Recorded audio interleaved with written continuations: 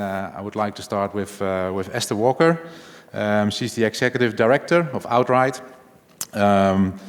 which is providing research and cycling programs in the US. But I've heard rumors said that you are getting a bit active here in Europe. There's a Scottish contingent in the room, and I know you've been there. But maybe to start with, can you explain a little bit about yourself and the work that you are involved in with Outright? Ta-da, there we go. Yeah, thank you all for having me. I'm really excited to be here. I think I would have never saw myself necessarily at a mountain biking conference, so wasn't sure how I would, best fit in. But over the sessions yesterday, it's clear there's so many common themes of what we're all working towards. So really excited to share some of what we've been learning about that as well. So like Mark said, my name is Esther Walker. I work with the nonprofit organization Outright. And so if you are not familiar with our organization, we're a nonprofit. We focus largely on the impact of cycling on our social, emotional, and cognitive health. So really using the bike as a tool to boost community, build confidence, support mental health, and brain health as well. And we really do that through three main areas. So research, so both supporting and collaborating on research to better understand the impacts that cycling is having on those domains. And then critical for us is to actually put that research into action and increase access to the benefits that we're learning about through that research. So we do that through a lot of school-based programs. We work with over 400 middle schools across the US and Canada, really increasing access to cycling and its benefits. And we also have a very large community grant program, so really looking for ways to increase pathways for participation to experience those benefits beyond the school day as well. And as Mark said, we are starting to getting more and more interested in collaborating with others focused on this area, and I've already heard a number of presentations here about the power of biking for social connection and mental health, and would love to chat with you all about ways we could collaborate. Talking about Outright and linking to our theme here, last year at the last summit we were focusing on peri-urban and urban areas. Now it's more the rural approach. Can you explain how Outright programs can support youth specifically in rural areas, and how does that differ from working with youth, for instance, in urbanized areas? Yeah, that's a great question. And I think what's really interesting about the programs we work with is we work with a vast variety of schools across the US and Canada, and actually a pretty even split between urban and rural areas. And I think what we've learned with working with a lot of the rural schools is that they tell us more and more that they don't often get the same opportunities that the urban schools get. They may have less resources, there's fewer students, which means that maybe programs are less likely to come in because they don't see themselves as creating a bigger impact. So in working with those rural schools, they have a number of additional steps they may need to take to really lift cycling up in their community. So for example, they may not even have a local bike shop that's nearby. They may not have trained mechanics. The infrastructure may have largely been focused on, they see it as for the tourists and not for them. And so in working with the schools, it's been really inspiring to see kind of these seeds start to kind of grow and really expand in a lot of the rural communities across the US. From working with the youth in the school programs, they get really excited, they get out on the bikes. The parents are now interested in, riding with the students. They come together and now they want to build a trail around the school. They want to host events. And so you start to see these really, what started really small start to kind of ripple out and really infect the whole community. And there's a lot of different cases I could share with you all today, but just wanted to keep it to that for now. I see a clear link with the place identity discussion of yesterday as well, that it helps to grow that feeling as well. Moving next to you, I would like to introduce Pinar Pinzuti, bike economist, and one of our Europe's leading experts in cycling tourism. Maybe not as deep dive into mountain biking, but definitely all kinds of cycling tourism. Are you still enjoying yourself? Because we met on the opening evening where we had a drink, and you were quite excited. Is the Stoke still here? Yeah, I mean, hello everyone. This is my first time at IMBA Summit, so you've been all so kind to me yesterday. You're great people. I was asking myself why I have never been here before. So we need to tell you a story more around publications and newspapers and other kind of media. So this is Pinar Pinsuti. I work for a company called Bikeonomist. So it's bike and economics. It's a Milan-based company. We call ourselves a media company because we are the publishers of a cycling magazine with a focus on urban cycling, advocacy, and cyclotourism. And we also organize a lot of events, conferences on mobility, urban mobility, and cycling holidays and cyclotourism. We have been doing this with a lot of passionate people, passionate professionals for the last 15 years. And through the work with the magazine and with the events that we organize, I have access to a lot of stories. Stories which are worth to tell, because these stories inspire other people to take a further step to do things in their communities. And I think that's the reason you called me, you invited me to this conference. No. Yes, there he is. I just had to think, like yesterday, you were talking of the first keynote about the brain drain and the brain gain. But you know, when I was doing my research on the internet about you as well, I've noticed that you earned the nickname "cycling brain washer." Where does that come from, and what does it stand for? Yeah, maybe someone from the audience knows it from LinkedIn as well. I'm the only one with that title on LinkedIn, the professional world, cycling brain washer. First of all, it's a great icebreaker. People just stop me and talk to me or send me connections and say, wow, what a great title, can we talk? Where I have that, 20 years ago, when I started, I was working for a software company and not for cycling industry, and I was going everywhere with my folding bike to the meetings and to the conferences and anything, and people were asking me, what is this? And I was giving that folding bike to people, you know, important people, and say, hey, why didn't you just cycle around the meeting room? And seeing their faces, the smile on their faces, maybe they have not been cycling for a very long time.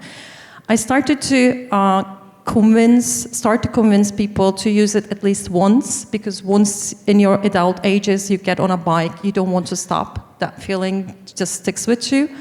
So I said, I cannot really reach a lot of people if I do it one by one. I need to find a way to get even more people on bikes. So in 2013, me and a friend of mine, we started a movement called Fancy Women Bike Ride.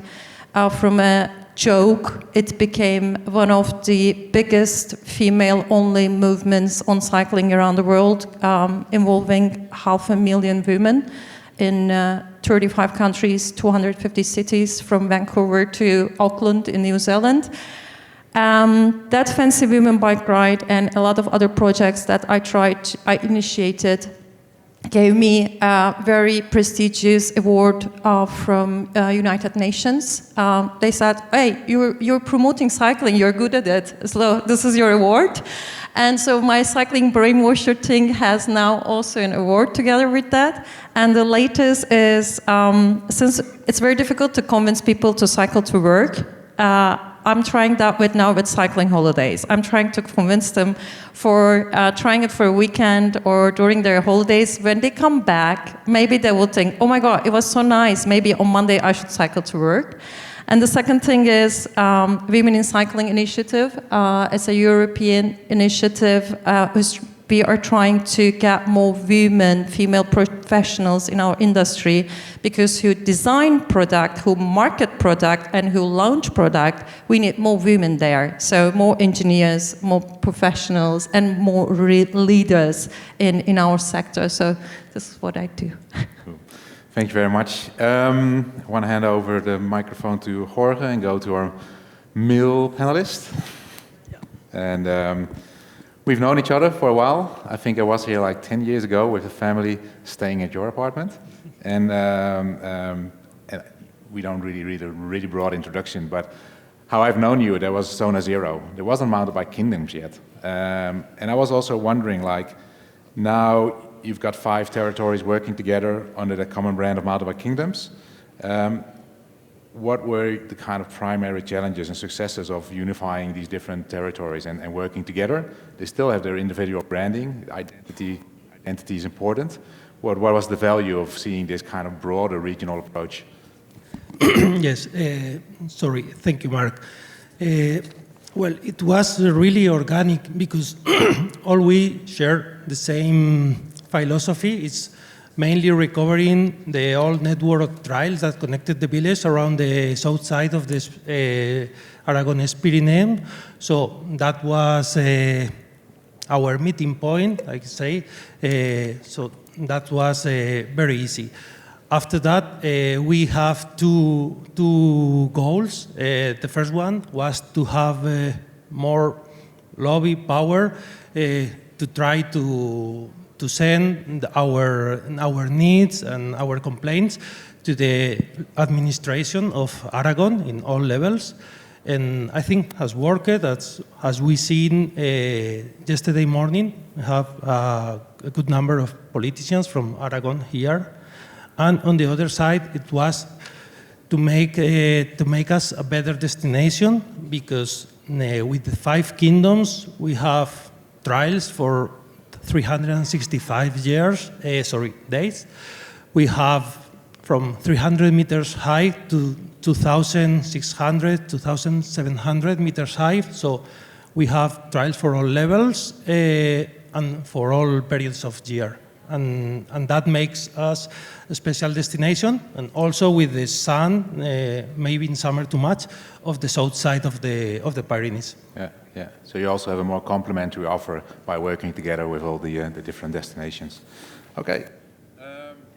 Time to get to our last panelist. Sorry, Marcelo.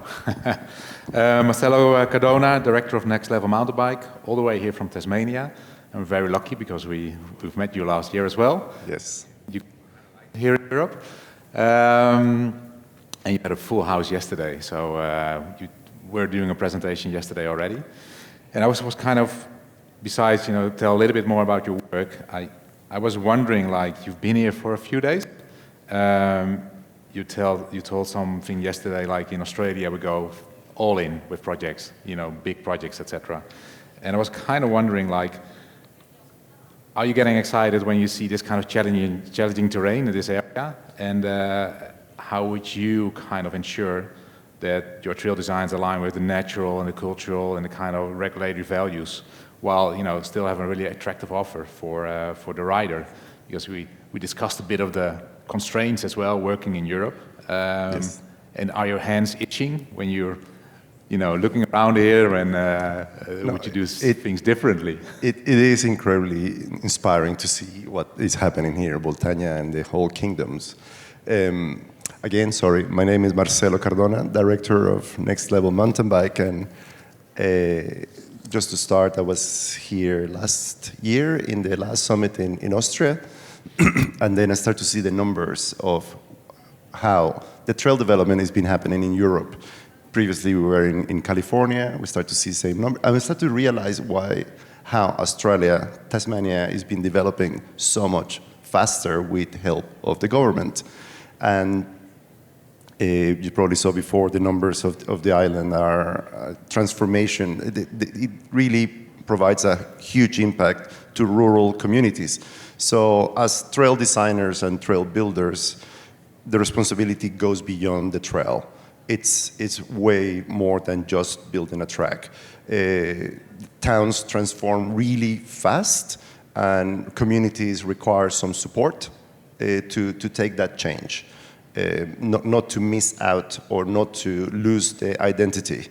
You still want to keep Boltagna as Spanish and its own character with its own people. You don't want to move them away, but you also want the development. So we saw examples in our development, which was really fast. Australia came quite late into the mountain bike game, and we learned the lessons and we applied them well over the years. Not only us, Next Level Mountain Bike is one of many, many businesses and many people, many companies influencing the mountain bike industry. We cannot take full credit for it, but we have been helping. So from the point of view of the other side, once it's already been developed, we see the mistakes and we see how the new projects can develop better.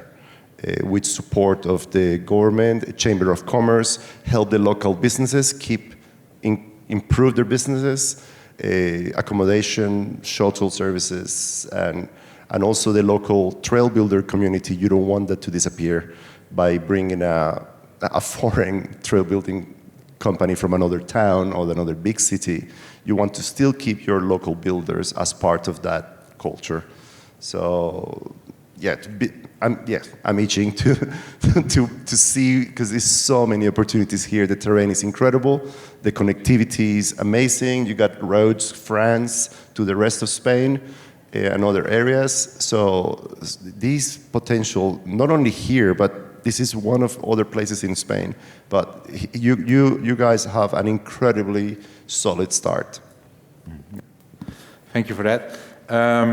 Brings us and already kind of addresses the value of trails for rural development. Maybe start with Pinar. Like, you're working with cycling tourism and rural areas quite a lot, and the moment you are meeting a new stakeholder or policymaker or whatsoever, kind of how do you kind of start your pitch in explaining, how mountain biking or cycling tourism can contribute to the economic vitality of a region? It's like, you've done this work before, so you probably have almost like an elevator pitch, like this is tick, tick, tick. This is why you need to get on board. Okay, so I'm the one who's going to talk about money here. Okay, I'm fine with that. You're going to talk about the social impact. And can we have my slide, one single slide? So while we are preparing the slide, I'm going to give you some background information. In Italy, the Union of the Chamber of Commerce does a report, annual report. So what they do is they do surveys, around 11,000 surveys to the hotel owners, and they send out and ask a couple of questions. And among these questions, there's also one, how the tourist arrives in the hotel, in the accommodation. So it's with a car, if they have brought their own bicycle, or if they have also rent a bicycle to go around the territory. This information allows the Union of the Chamber of Commerce, comes out every year with a new report. And this report says, in Italy, by 2025, the cycling tourism's economical impact is the 10% of the whole tourism impact. 10% is a lot. We are talking about 10 billion euros. It would move anyone to take a political decision, but it's not happening. That's another question. What we have in these numbers is that the cycle tourism in Italy, we see that the 65% of the tourists are staying from 1 to 3 nights during their holidays. 30% to 4 to 6 nights, it's almost a week, and the 10% is over a week. So this we put aside. Another thing is the 53% sleeps in hotels, 20% in bed and breakfast, and 10% in Airbnb. So there's a little amount who does the wild camping or camping grounds. So we have really over 85% of the people traveling by bike staying in accommodations. Why it is important? It's important to understand the story of the Sicily divide. During the pandemic, a boy from Palermo, from Sicily, decided to map his island because he wanted to find a connection between the west and the east side of the island. He has ridden around and found that there was a lot of unused provincial routes with potholes, broken ground, unpaved, where there was no secure connection. He built trails. So he connected the west to the east with 375 kilometers route. And what he did was not actually telling that, look, there's a route, you can cycle here. He divided in stages and went to every single village around the route to talk to the bed and breakfast owners and small shops, especially the grocery, because in the inlands of Sicily, even if it's one of the most famous islands around the world, the inland of Sicily is undiscovered. And there are a lot of villages having the problem of depopulation. And Sicily itself has a problem with tourism because they only use 2 months a year, and the rest of the 10 months the island is empty. He went to these villages, he knocked the doors of the guest houses and small shops and said, okay, if somebody comes by bike, can you please offer services? And he mapped also the service providers, bike repair, grocery store, and guest houses, and put it on a website.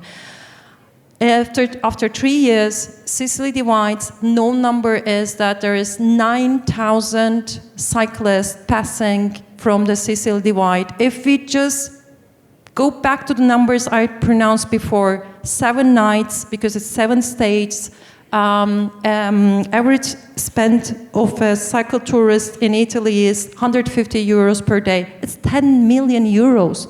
I mean, this route alone itself generates 10 million a year. And this is what we know, because Sicily Divide has the numbers, because they ask people to download the pass, checkpoint pass, for free. So you have actually, you know, where they come from and in how many days they finish actually the trail. What happened is in 2025, a journalist from the New York Times, he loved the story of Giuseppe, and he made a story about it. And now the Sicily Divide is one of the 52 destinations to visit this year. So the island has to prepare itself for a lot of tourists. I want to ask Marcelo to react on that as well, because I think the approach, as you've shown yesterday, and probably also the pitch you're going to make, is slightly different. You know, if we go all in, you know, this is a great example, etc., and it's also a great example of like it's not mass tourism, etc. I guess we had a discussion yesterday. You need to approach this as business, right?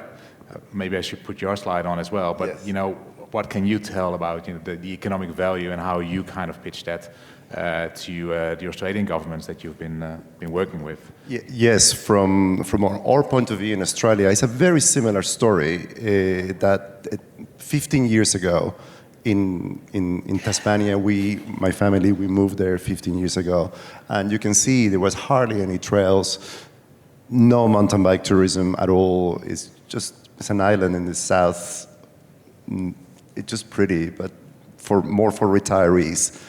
But now, today, it's an adventure island. Mountain biking is one of the things, but it's just rafting and sailing and climbing and every other adventure.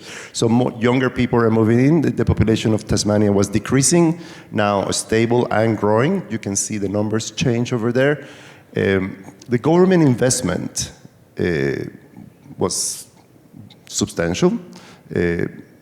Not to today's standards. On that time, 25 million was a lot, but that was the number that the government invested over 15 years. The revenue, this is a yearly revenue close to 50 million Australian dollars a year for the whole island. So it's a transformation for the place. Revitalized dying towns that were relying on mining or logging communities, that they stopped doing it and everybody moved out of town and it was dying. So it was all activated by a local community connecting to government agencies. Those government agencies brought the funding in and the detailed planning, environmental, heritage, historical, geotechnical impact of nature, and they developed the trails in a professional, sustainable way. And immediately, the change was drastic. The investment came in, a lot of investment from the mainland, and it became the case study to the rest of the country. Now, Australia is using this model repeatedly. It just is the political solution.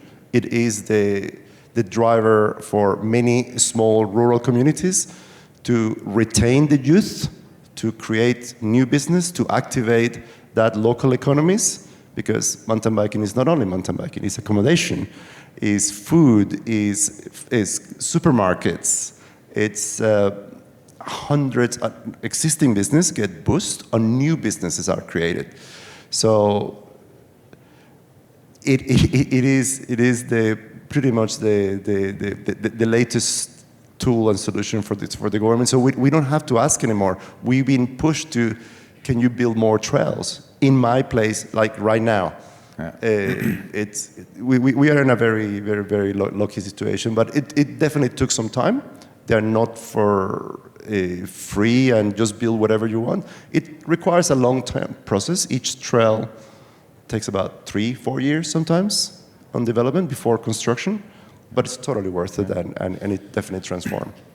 And the kind of return on investment that you've kind of presented here as well, like that government investment was not in a year, right? It was over 10 years. Over 15 years. That is a 15-year investment, and the other number is yearly return.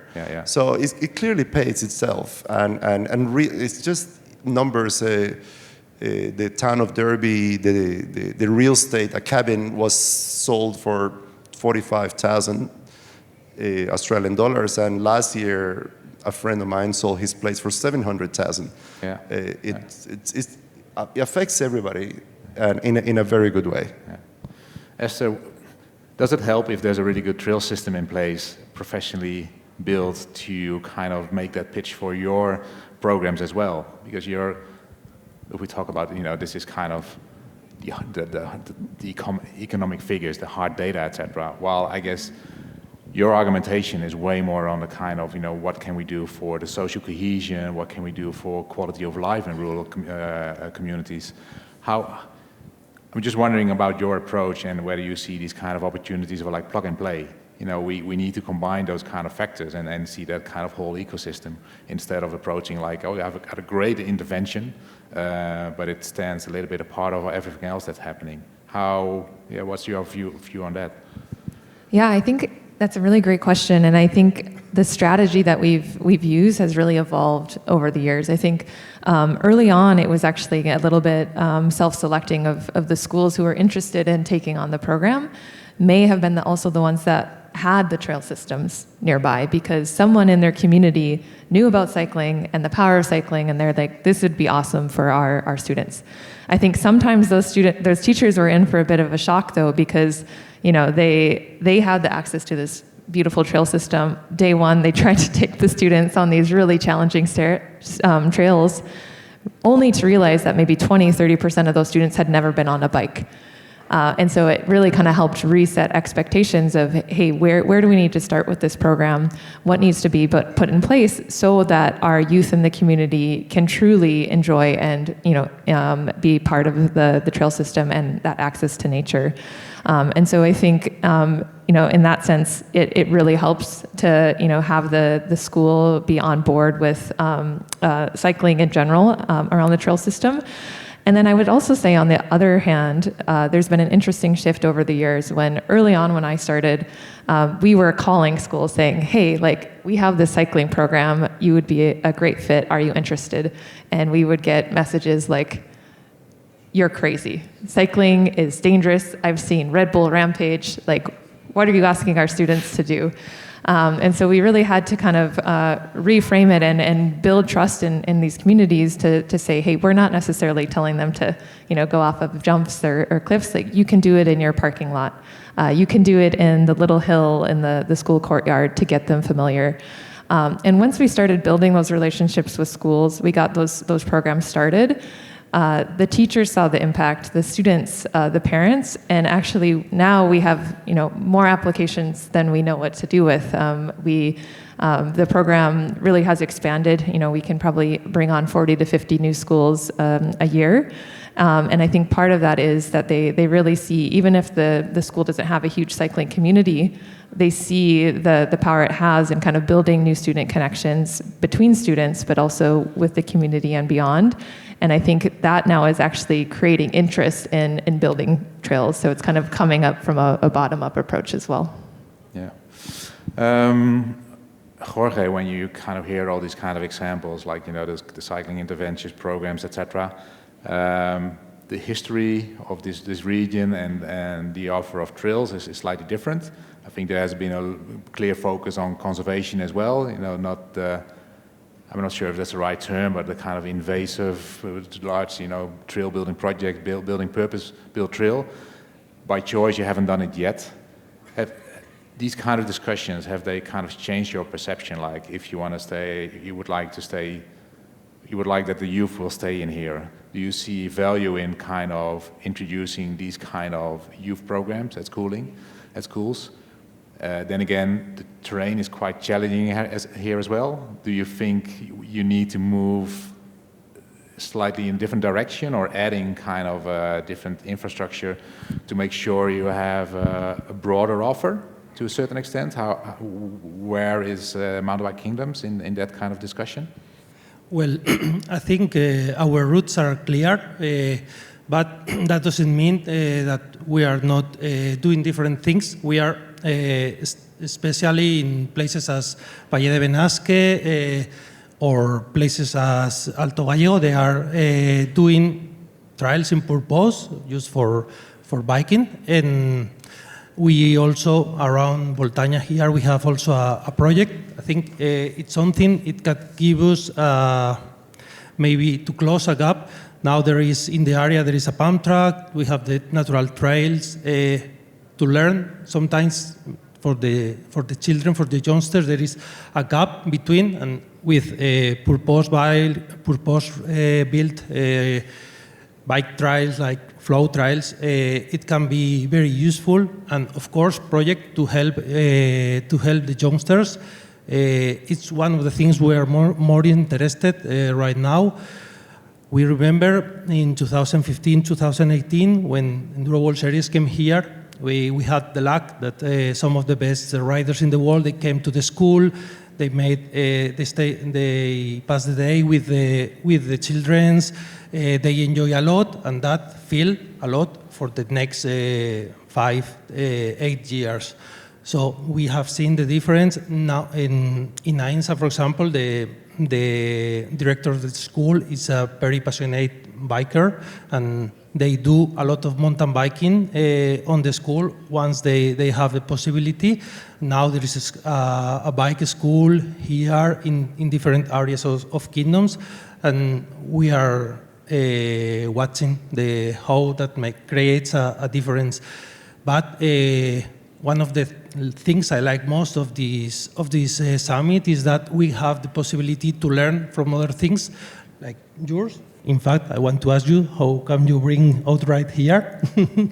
And do we have the possibility to learn other things that are not as related to mountain biking, but not with mountain bike tourism, just with the mountain biking as a part of the rural life? Yeah, thank you very much. Kind of a question for all of you, like the case for rural development and using cycling as an instrument is quite clear, etc. In the end, it's also, of course, about local community residents, etc., local businesses that need to benefit out of it. What's your experience? How do you involve those people in the whole kind of decision-making process? Are you using those groups as well to make that case and doing a bit of the advocacy work kind of for you as well? I'm not sure if anyone wants to respond first. I can go. So for the Sicily case, but not only, also in the other parts of Italy, the individual initiatives started to create routes and trails. Then they have success only if there are other stakeholders in it, and because the government really they do not care about it at the moment. But the private, yes, because they see an immediate benefit from that action. So the accommodations, the small shop owners and service providers were the first to invest in it, but it doesn't have to be always in terms of money. It's time, actually. So imagine a route of 375 kilometers, and every small shop or every small service provider takes the ownership of 25K of that, and they go and do the regular checks and report, because you give them the possibility to inspect it and report about it. It's collective work which makes actually easier to maintain some of these routes. The other thing that we have seen is the community, how they benefit. The school project, I was smiling before because, one of the villages, depopulated villages of Sicily's inland, since there are no more kids, because younger parents, they left these towns, the schools are empty. So Sicily Divide, what it did is converting primary schools in the youth hostels, for example. But they didn't do a permanent project, because they hope that one day people will come back and use that school again. But also rethinking the resources we have and putting them in action in a different way. Want to comment? Thank you. From the point of view in Australia, I can see this pattern in two stages. One is when back in the day, 15, 20 years ago, there was no popularity in the sport, there was no belief in it, nobody cared about mountain biking. Mountain biking was nothing. And at that point, most of the projects started with community, with trail builders, with the local clubs, with the local community, bringing their passion to the local agencies, to the local official government, and say, we want the trails, we made a plan, this is what's going to cost, and the government took it on as a community project. But that was 15 years ago. Today, it comes from the government directly, because they're followers. They just see what happened in towns, like in places like in Tasmania or other places now in Australia, and they just it's a landslide of the follow up. They don't jump into the ring until it's proven. So it's quite important to have that first location, that proven ground. And that is the hard one. It requires quite a lot of work, focus, and advert. You cannot sell the project to mountain bikers, because why? Mountain bikers already purchase it, or mountain bikers will support it anyhow. The project needs to be advertised to the broader community, to the rest of the country, to the families, to politicians, and people that don't care about mountain biking, they need to hear it. And that is what brings the breaking point, the switch. And trails will be developed for that. The latest project we did in Australia was $9.5 million in investment, 130 kilometers of track with parking, bike wash, toilets, everything else, community engagement and everything else. And that was just simply, the government noticed that there were a couple of races and people came to the town and said, what about if we have more? And that will solve youth retention, that will solve, and then they start to realize just mountain biking, one little event was quite a good impact for the small community. So let's bring more. And then they decided, let's go full everything, full bike park, free to access, green, blue, black. And now, next month, we're gonna hold Sea Otter Australia for the first time, with forums, with summits, with everything else, in a town that 2 years ago had nothing. It's a huge, it's very, very bold to do that. But guess what? The town already had a good club, had a good community, and they stay in there and they're reaping the benefits. So the world is coming to this little town because of just a couple of little bike races they have a few years ago. I'm aware of time, and we also want to allow for some questions from the audience. One thing that I was just figuring is hearing all those stories and the different approaches. By experience, is how much collaboration is there between you as different kind of stakeholders? So there's the kind of business development part of it related to cycling and cycling tourism. There's the infrastructure. The infrastructure trails are connecting everything. That's the kind of, the foundation that you need to have as well. And then we have all these we've got local identity, culture, and we have interventions, like program that can give that extra push in building community, getting higher participation rates, etc. From experience, and be honest, is there something to gain, something to win here? Like we are not finding each other enough yet? Or do you say, no, I've got the perfect example where we all work together in this kind of ecosystem? Just to get a bit of a glance, which direction should we go? Where can we still improve? Yeah, I can start. I think it's really important, I think, to kind of create that awareness of the possibility of working together more. And I still don't think we do it enough. I think early on in our path, we made a lot of assumptions about what maybe the general public knows about cycling and cycling programs. And over time now, it's become really important to have a lot of education up front about, really think about what it takes to bring a cycling program and building up those ecosystems from where are you going to store the bikes? Who's going to repair them? Where are the students going to ride? What happens when one teacher leaves? And really, we work with the schools to think about all of these different pieces. And I think one really amazing part of that is being part of kind of this broader outride network for the schools. We try to, one, connect them with other schools so they can get ideas from what other communities are doing. But two, connect them to the industry. Many of them don't know that there's a local, say, trails, program there, and trails, advocacy organization. They might not know about their local cycling advocacy organizations. And once we kind of help create those connections, they're really pleasantly surprised to see how many people are excited that these programs are coming and how they can help and how they can support. And I think, so there's that within the community, but then I think there's also within industry working together. So, for example, we work on school programs. There's other amazing organizations, including IMBA, NICA, Project Bike Tech, that are all really helping to support a broader ecosystem for youth to continue to ride. And so figuring out ways we can kind of better collaborate and really pool our resources together to make sure that these pathways are sustainable and consistent across the country is really important. And I think Rob is in here maybe somewhere, Rob from SRAM. I won't spoil all the details, but we are also working on a project to kind of mix Pepsi and Coke and bring together some competitors from the industry to support this as well. I think one of the benefits we have to live in a rural area is that we are very little. It's not a benefit, it's just the contrary, but for several things it's good. We know each other, all of them.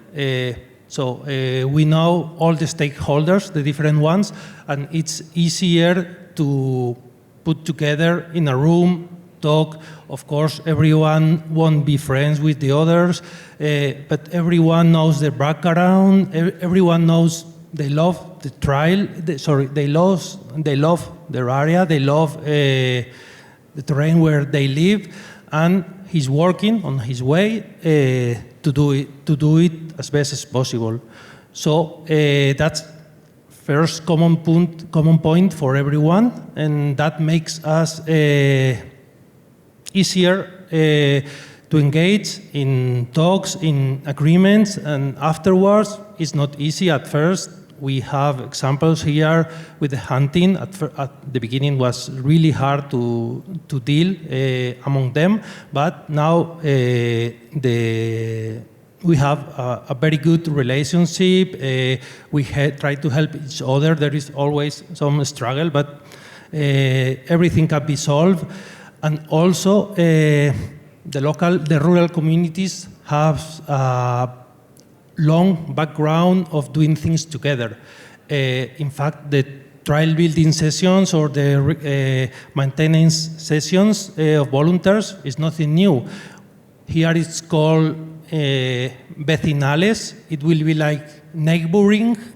It's normally in these rural areas, people was working farming with shepherds, and winter is the low period of job. There is also less light.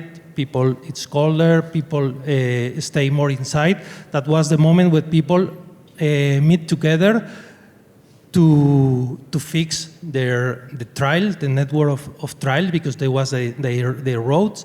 So that vecinal, that neighboring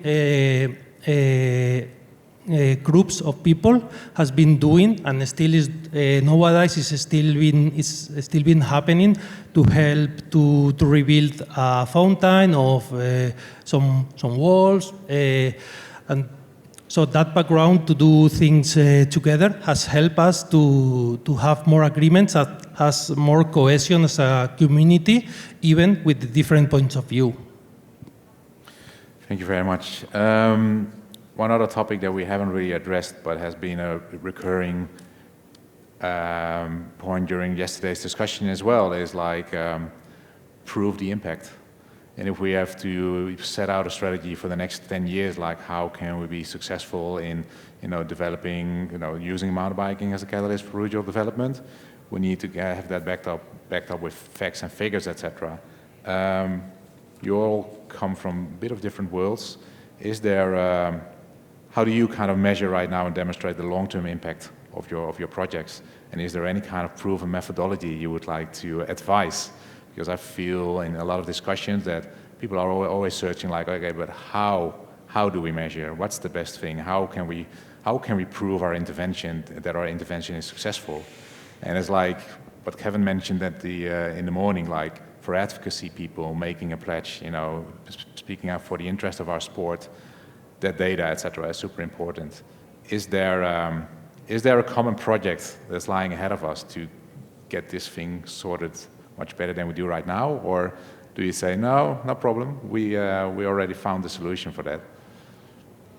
You are the bikeonomist. There is this thing with the concept of build things for the residents, and the visitors may come and enjoy. So if we put actually first the resident first approach when we build things or when we create things, then visitors would anyway help or serve with that infrastructure or the service that we think.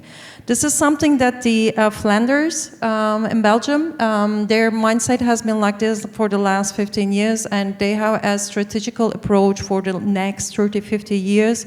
My compliments to the colleagues who think really further on how to develop things. So first they think, okay, what we are doing now, will it be used by the people living around it?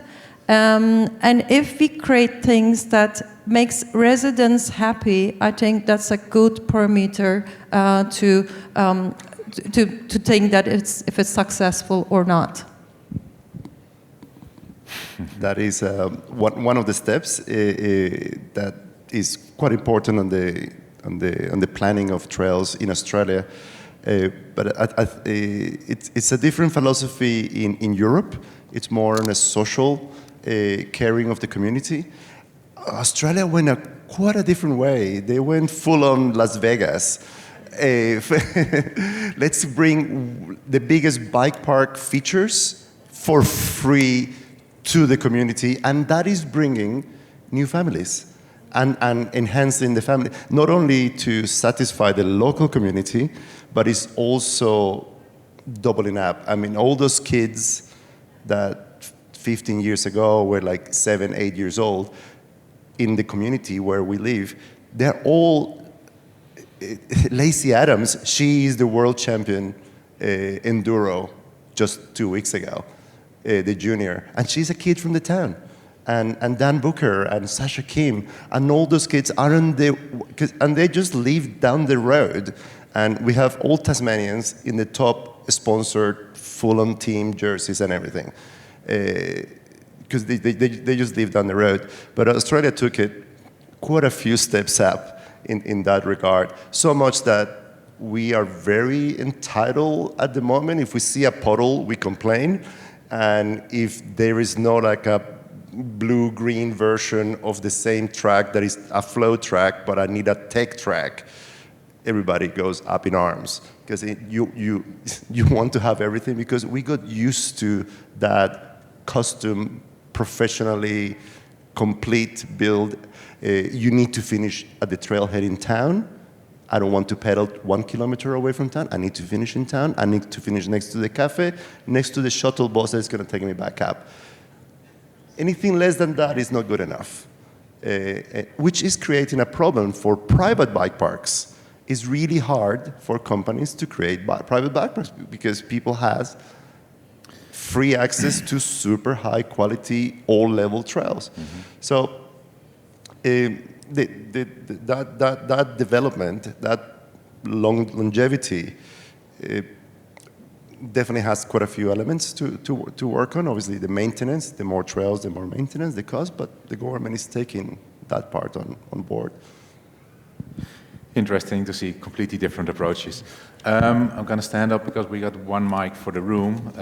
While I'm walking in the room, I have one question, like if we are talking about measuring impact, etc. I know one of the reasons for investing in mountain biking in this region is because of depopulation. And I forgot about how long the project is going on right now, but is there anything you can say about that? Like, you would try to keep people here, right? You don't want everybody to flee to Barcelona because there are more, better opportunities for jobs, etc. How has this project and this approach changed the region? Is there, maybe it's too early to say, or too early to call, but what is your gut feeling about what the project has done for this region? And then I'll walk in the room for some questions. Well, maybe it's too early to know, but at least what we can say is that thanks to this project, mountain bike, but also other projects, people is willing to stay more in the area, that's for sure. When I was young, when I was going to university, my friends, the people a little bit older than me, our parents always say, go study in the university, get a job in a city, and live there. If you stay here, you are the loser because you are not good enough to go to the university and study.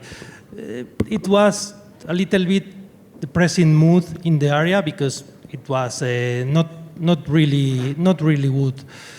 But tourists changed that a lot, much before that.